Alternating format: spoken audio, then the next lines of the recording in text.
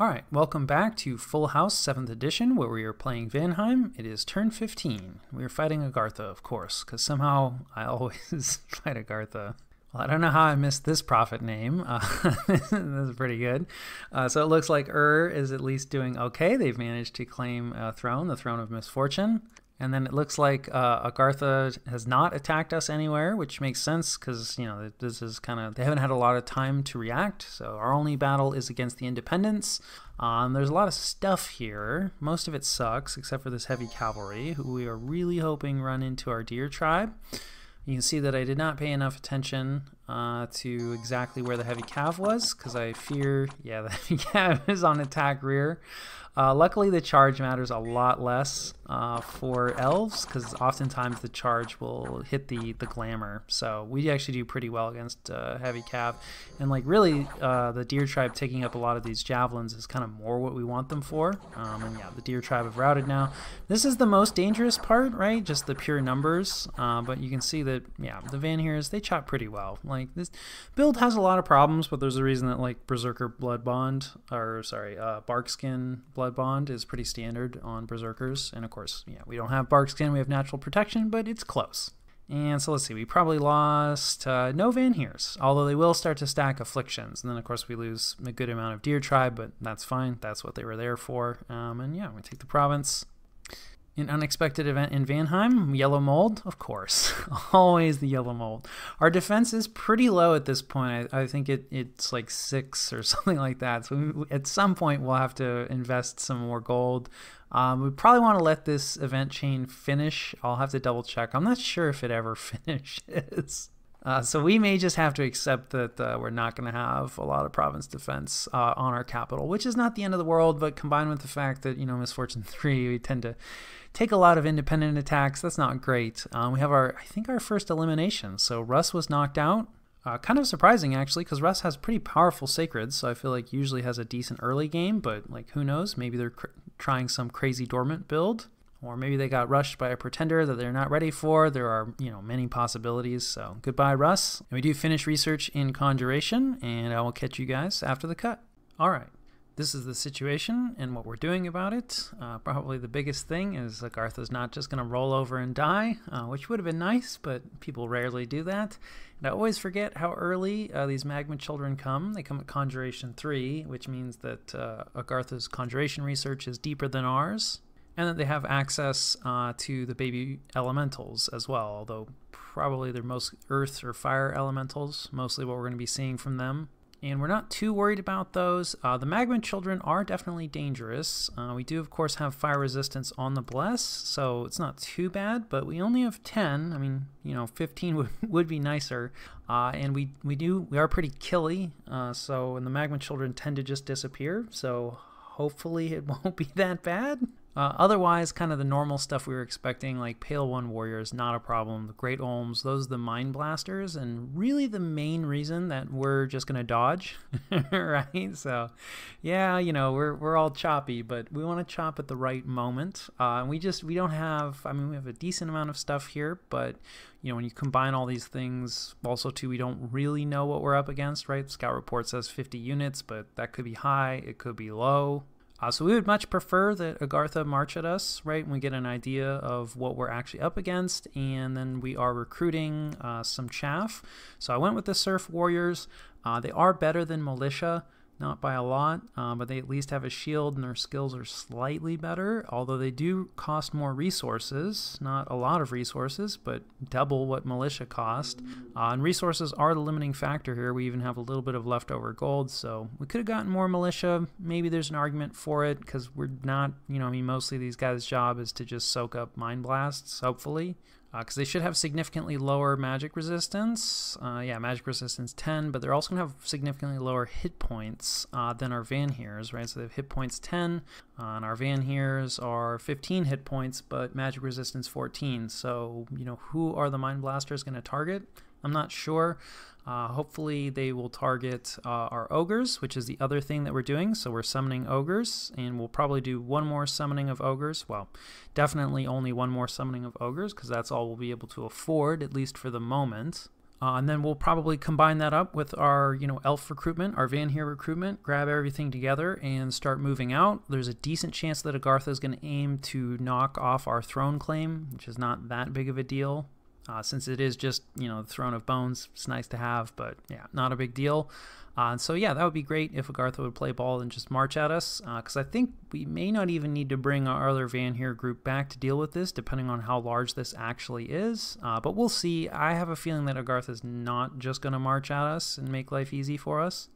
In which case, yeah, we need to get a move on. It is early summer, but so we may move out next turn. I don't know. We'll see, because of course these passes will close in winter, and we're not really, ready to freeze this river yet.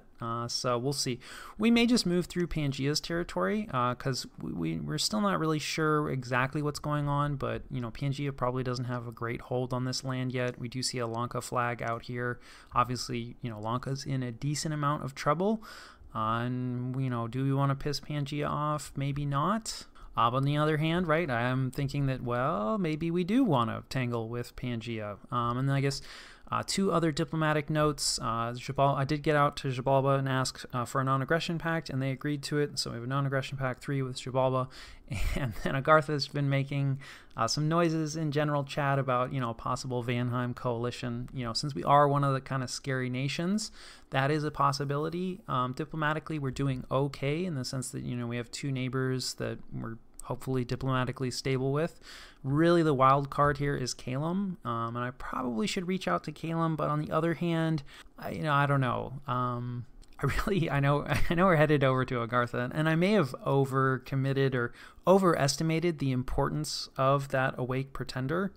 So we'll see how that goes, but obviously this is taking us in the opposite direction of the ocean, although I don't know. I mean, in some ways, we are closer to this coast. And, Calum is an attractive target, both because it takes us in the direction that we want to go, and they're relatively large, which means raiding them is going to be easier. In some ways, they are birds, so they'll be able to react relatively quickly. But also, I think our Vanheims are going to stack up pretty well to the normal, bird troops that they have. Although, Thunderstrike will be a bit of a problem with the Blood Bond.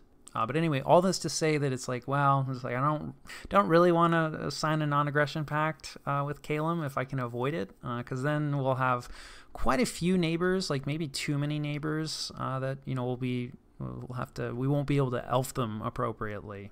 So we'll see. I'll think some more on this. I suspect that, Archocephaly, we know they haven't been eliminated, so, they're probably still fighting a bit. We probably have like 1 or 2 more turns before Calum is likely to want to commit to another war, and whether or not they're going to want to commit to, fighting against a Vanheim, we'll see. And then the last thing is we are going to raid just with our, regular elf group here. A little bit of danger that we run into reinforcements. We see that Agartha has another fort up, which is not ideal, but also not that surprising. As rushes go, this isn't particularly early. And then, yeah, this is just the downside of us not having like that much scout information. This will also be disconnected rating, which I don't love, but this is assuming we manage to take this province. It will give us information on all the surrounding provinces, so this is really more of a scouting move. So yeah, I think that more or less covers turn 15. Alright, welcome back to Full House 7th edition, where we are playing Vanheim. It is turn 16. You're already fighting Agartha. It's always Agartha for whatever reason. It looks like TNN's first prophet ran into some trouble, and we summoned some ogres. We found a magic site. This is good. Yeah, this is earth gems. We're going to need that because we're blowing them all on ogres. And then this is our raid, and it looks like Agartha did not choose to attack us. And yeah, like I said, I figured that they weren't going to play ball and, just march at us. Because, yeah, it's always dangerous to attack the elves, especially if you haven't wiped out their stuff. So we're up against 6 province defense here, it looks like. Kind of a weaker type, we should have no problem. We may lose an elf to the archers, but yeah, this guy, he's on advancing cast spells. I really just need to take that off. I think I tried to put like a couple weights in his script, but yeah, he's just too fast. So we're probably going to have to stick with stay behind troops for that guy, but we take no losses. That's good. Of course, this province is disconnected, so we're not really going to gain anything gem or gold-wise, but we'll hopefully get a bit of information about, like, are there other Agarthan stacks moving around? Are there other forts that we don't know about?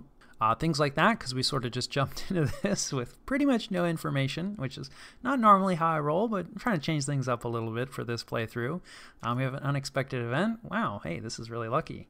Well, actually, maybe less related to luck and more related to this throne. So, you know, I mean, I've been maligning this throne quite a bit, but this is definitely nice. Hopefully, necromancers, I think, are usually death 2, and we don't actually have... It's pretty rare for us to get death 2. I think it's theoretically possible, but, you know... And then someone claimed the Throne of Beasts. I think this is another level 1 throne, and there might be attacks related to this. Not sure what this means. We don't have a lot of animals ourselves, so we'll see, but we might be getting some attacks. And then, right, so we claim the Throne of Bones, and I believe this also triggers attacks. So it should be an exciting couple of turns here for the world. And then Mictlan has been eliminated. So yeah, I'll catch you guys after the jump. All right. This is the situation and what we're doing about it. Probably the most interesting thing is we are going to try to lay a trap for Agartha here. On reflection, I'm thinking it might be a little bit too obvious. So we've done a mild PD dump here, and it's not a particularly good PD type, but we're mostly just interested in mines that are going to soak up some mine blasts for us. And then we're going to hang out and patrol with our, you know, normal elven raiding group. And we are bringing our Vanheers in as well. So we'll have everybody out here ready to fight. Because it looks like Agartha split trying to catch our raiders, which I do like. I think it's a solid idea. And they've got a pretty good amount of stuff. We can see that there's great olms, the mine blasters in both of these groups. Also of note, there are Amazons. I'm guessing this is probably an Amazon province, but if it's not this one, then it's one of the other ones that Agartha has, and we are definitely interested in Amazons, because magic diversity is not our strong suit. So, you know, we'll see. Agartha was able to see that our Vanheers were here, so that they know that our Vanheers could only have moved, you know, one province. So it might be kind of obvious that we're going to try to make a stand here. On the other hand, elves tend to just raid and then disappear. It's not so often the case that they hang out and defend a place. And of course, we just spent the last turn, you know, not making an attack and dodging instead. So the hope is that, you know, they just expect us to not hang out and they'll just send, you know, half of their stuff in. That said, Magma Children are not fast, but they're not slow. So it's not impossible that he could split out the Magma Children and potentially do a 2-province move and kind of join up with everything. That wouldn't be ideal, but with the province defense on our side, I think we actually have a pretty fair chance at winning that battle. So in some ways, that would be okay. You know, best case scenario, we only face half, but I think if we're on the defensive with the province defense on our side versus against us, because there is, like, right, very strong and well organized, this province defense, so there's a bit of a PD dump here. I expect that there's also a bit of a province defense dump here. So attacking into that is going to be pretty problematic as long as it's defended, like as it is in its current state for what we have out here. But, you know, you reverse that situation, and I think we win. It'll probably be close if he manages to hit with just about everything, but the Great Olms are quite slow, so they won't be able to, these Great Olms at least will not be able to join, and the Pale ones are pretty slow as well, so I don't think they'll be able to join either. And then, of course, there's also the question of command, right? So, I mean, we only see one commander here. Now, there could be others. The scout reports are unreliable. But especially for the Magma Children that have to be commanded for a mage, it's still relatively early in the game. You know, we see some researcher types in here. Like, you know, Agartha probably doesn't have that many mages to be throwing around and, like, splitting groups out. This move, of course, you know, has the double downside, right? We spend money, which we're low on, so that's not great. And if Agartha doesn't fall into the trap, then realistically, we probably just have to give it up, because for us to just sit here in this province, this is disconnected raiding, we're not even getting this income. It's not a particularly valuable province.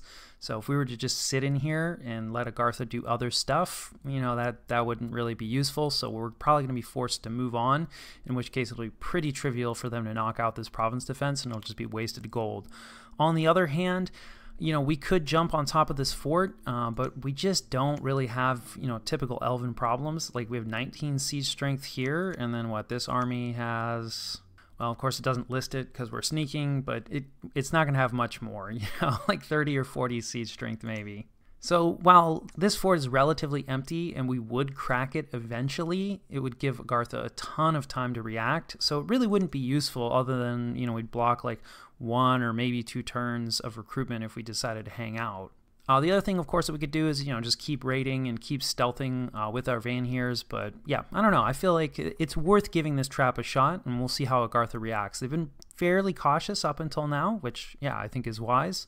But they do need to start taking territory back. And the other thing, too, is, while we have our raiders loose in here, it sort of pins them back and in some ways prevents them from just throwing themselves at us.